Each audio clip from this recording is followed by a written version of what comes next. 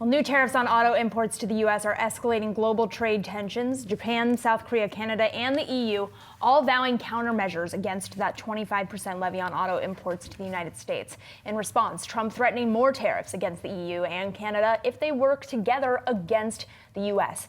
Joining us now with this, Wendy Schiller, professor of political science at Brown University. Wendy, thank you for coming on to give us the context that we need on this developing story on these auto tariffs and tariffs overall. If the market believed that these tariffs were very serious, I think we'd be seeing a much bigger sell-off in these auto names this morning. Do you think investors are not taking these tariff threats seriously enough? Well, Madison, I mean, the Trump administration has already shown that it can announce something and then roll it back. And of course, these don't take effect till next week. So I think in that sense, there's some hope they could be rolled back. But in this case, I think the sense that the reporter just indicated, Trump's going to see what this does. Does he see any movement from U.S. manufacturers to reshore, as you suggest? It's not very easy to do. Do you increase production at existing plants inside the United States? But what does it do to prices of cars?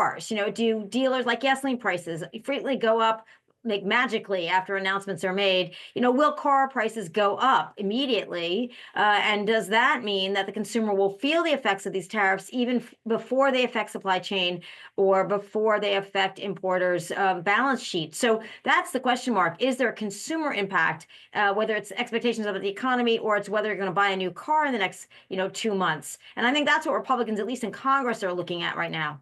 Wendy, our own prosecutor Romania made a good point a moment ago in that we had the USMCA agreement that was praised by Trump 1.0 previously, and a lot of auto manufacturers probably scratching their heads around, okay, what within that isn't still in place at this juncture now that you're seeing this negotiation go forward? So Trump wants the optics of a deal, but how likely is it that we'll just get some of the same things that were already on the table before that give him that optics of a deal and for him might be a checkbox win?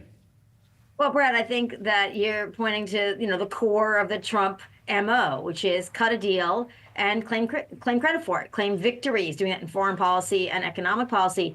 And I don't think he wants a full-out trade war, because that will, send us not into a recession, but certainly veering towards one. We rely heavily on consumer spending in the United States. We've already had supply chain issues that led to inflation. So I think when consumers start to think, uh-oh, then they pull back. And when they pull back, it's sort of self-fulfilling prophecy that the economy slows down. So, and the other thing is disruption is important. We know that innovation, technology, it moves the needle forward. But in policy, government policy, particularly economic policy, you don't want to disrupt so much that you make things unstable and uncertain, because then investment decisions change or they stall, and you create sort of a slowdown in the economy that is not natural, that wasn't going to happen, but for the policy changes that you're implementing.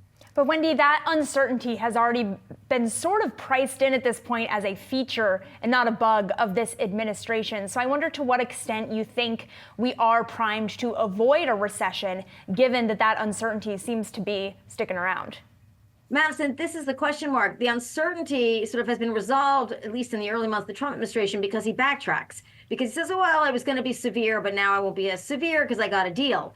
But he seemed pretty serious about this and holding the line for a little while, and adding auto parts just makes this just a much bigger chain reaction across the U.S. economy than just cars. So there may be some backtracking on auto parts. We'll see, whether there are layoffs coming. United Auto Workers seemed happy with the announcement. Sean Fain making sort of an announcement saying, I'm happy with this. But, given that the Trump administration is not sort of consistent, the question is, does he stick with policies that do actually real damage over longer periods of time now? And in that case, the markets might build this in more than we've seen, and that creates sort of a spin-off effect.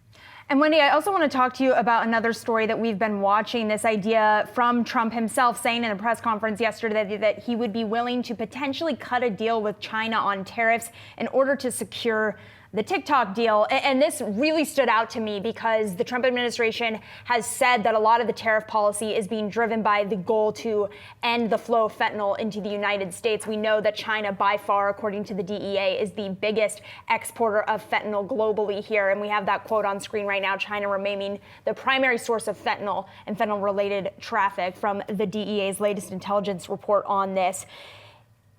Is this a sign to you that the end goal on tariffs is not fentanyl related? Well, I mean, the fentanyl question is such a complicated question. We also have Mexico, as a great source of transit for fentanyl. And, that's been the big impetus to say, we're going to slap tariffs on you until you stop, the flow of fentanyl over the border. So is it China through Mexico? Is it Mexico alone? I think they're adding some inconsistency in their messaging on why the tariff, as you call them, taxes, really, import taxes, which the American public can understand much more readily than when you call it a tariff.